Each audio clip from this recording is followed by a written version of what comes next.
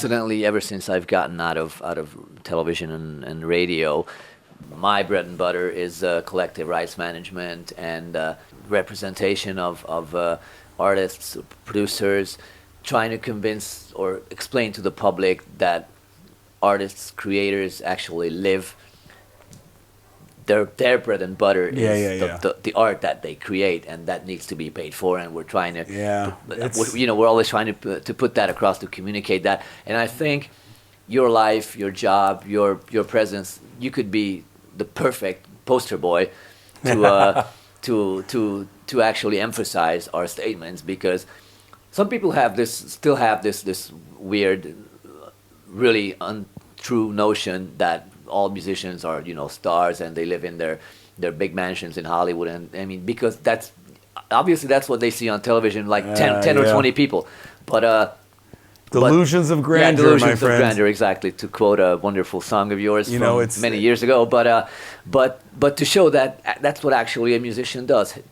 Plays in a lot of different things, different bands, plays gigs, does shows to make a living. Yeah. And that's why art needs to be appreciated, not just on an ethical level, but also money wise. And this is what all these years have allotted me. This is what all the projects. So many years, people say, Jeff, calm down, just do one thing, stay on that one thing, but that's not going to sustain. That's not going to give me enough to pay my rent. But also, it's not going to give me a chance to challenge myself as a singer, as an artist.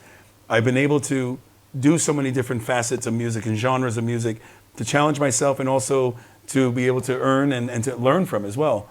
And because of all those different things that I've done through the span of these 30 years, I'm able to do exactly that. I don't have to rely on now the recording of new music and the downloads and all the things that are basically cutting my income in more than half.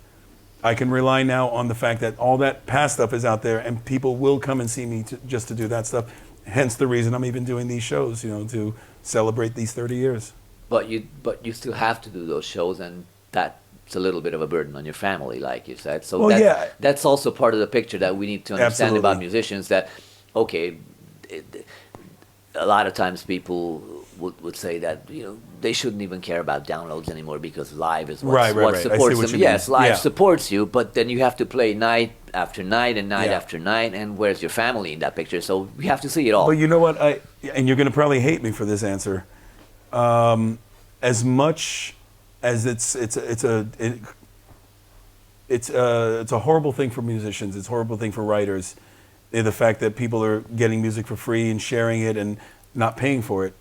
To me, it's actually something that helps me in the long scope, because if somebody downloaded an album for free and said, man, this is great, you should check it out, and shares it with a friend, and that person says it's great and shares it with others, sure, they didn't pay for it, but now I've all of a sudden picked 3 fans that maybe turns into 6, that turns into 18, that turns into 100, and these people are going to be coming to my shows. You can't download a live show, the experience of a live show. Of course, you can download bootlegs. You can't download the experience of standing and absorbing a live show and watching a live band. And to me, as long as these people are listening to the different things that I've done, even though they didn't pay for it, I'm not condoning it, but at least it helps me get those people through the door that normally wouldn't know about me if they had to buy my album. Well, I don't hate you for this, which is that we're going to cut this out. Well, I mean, because, yes, we all know this aspect of it, but this will be a longer discussion. But you could also imagine that all those people who have shared it, at least one of them could have actually paid for it. They would still say, "Oh, I just bought this great new CD. Yeah, listen to it. Okay, I love it. I'm gonna buy it again." That's how it used to happen. And then you would have 2 legs to stand on. Sound recordings, and you could still do it live, because they would come to your show. Sure. Then they come to the shows and they realize, man, I'd like to have a hard copy of it. And if you're selling what they already have on download, maybe you get them there. Yeah, some of them will buy it. We know how. I mean, we know how the industry has changed a lot. But it's all in all, it's still. And it's going to change again. It's still looking for a way out for all the creators. It will always change, and all they can do is conform with the changes. If you try to beat them, there's no way you can beat it. There's always going to be ways of bootlegging, stealing, and so many ways of getting the music. There has always been, but it's just the scope, the scale of it. I mean, when it was cassettes, people great shirt, by the way. Thanks. People would copy. but it wasn't. It could never be done quality, on such a mass scale, sure. and in such quality as it's happening even now. as MP3s. I mean, everybody talks about MP3s. It's like listening to like a thin sound wave compared to actually the experience of a full recording. Yeah, I've heard this guy I was traveling on a bus in London, and this guy was listening to some music on his cell phone, and it was practically incomprehensible what he was listening to because it was so bad. And he said, and I asked him what he's listening, whatever, and apparently it was 64K or maybe even less. But he was enjoying it, and I was like, how can you enjoy that? I mean, okay, it's free, and you didn't have to pay for it. But I mean, don't you want something at least remotely resembling music when you're listening to it? But you know, we're the worst hypocrites too, because I know so many musicians that love the idea of Spotify. Everything they want, they could just listen to a playlist, make it like they own all the material that they're listening to, but they're not paying for it the same way they would if they had to buy the MP3s.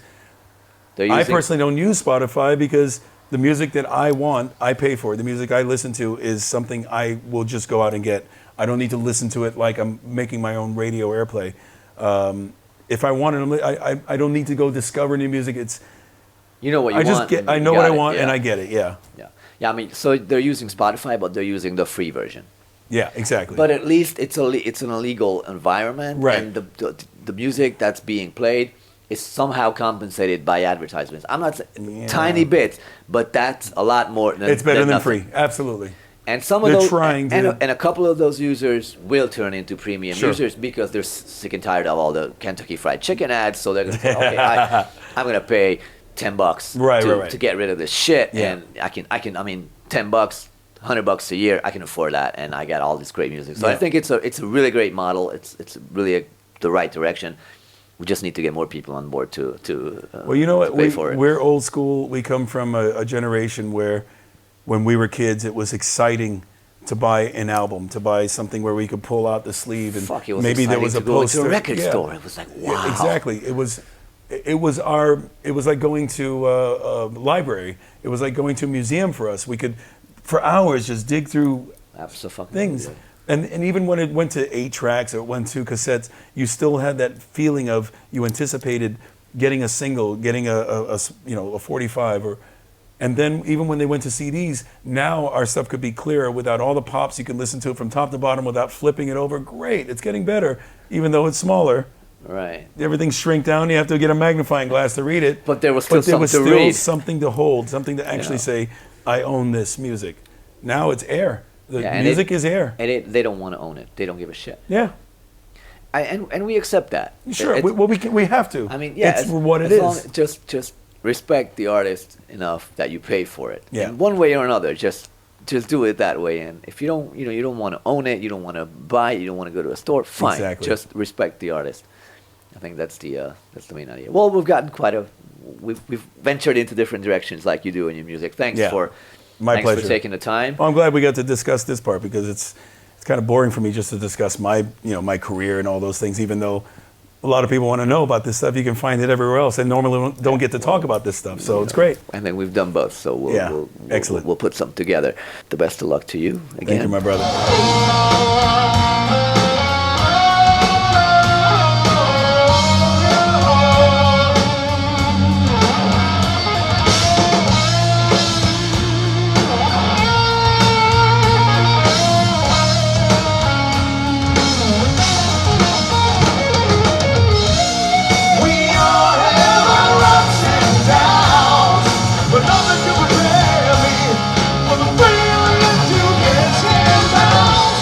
You